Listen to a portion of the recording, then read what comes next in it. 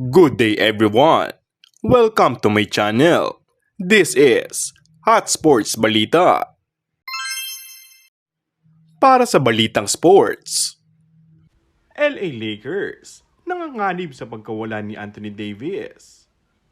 Isang magandang panimula para sa Lakers matapos magtala ng 3 wins and 0 losses sa pagbubukas ng bagong season ng NBA. Big part sa mga naging panalo ng Lakers ay ang kanilang power forward na si Anthony Davis na kasalukuyang nangunguna sa NBA scoring with 32.4 points per game, 11.3 rebounds at 2.8 assists. Kabilang na dyan ang 6 times 30-point game ngayong season.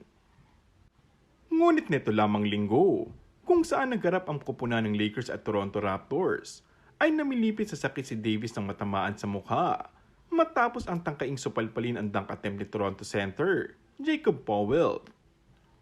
Kaagad isinugod si Davis pabalik ng dugout sa kalagitnaan ng third quarter matapos matamaan ang kanyang kaliwang mata na nagresulta sa corneal abrasion. Kasalukuyan na sinusuri si Davis ng mga doktor at wala pang ibang inilalabas na ibang detalye mula sa Lakers management. Bago ang nasabing sakuna, ay nakapagtala pa si Anthony Davis ng 22 points, 4 rebounds at 2 blocks, panalo kontra sa Toronto Raptors. And that's all for our today's video. Kung bago ka lang sa aking channel ay mag-subscribe at pindutin na rin ang notification bell. Maraming salamat!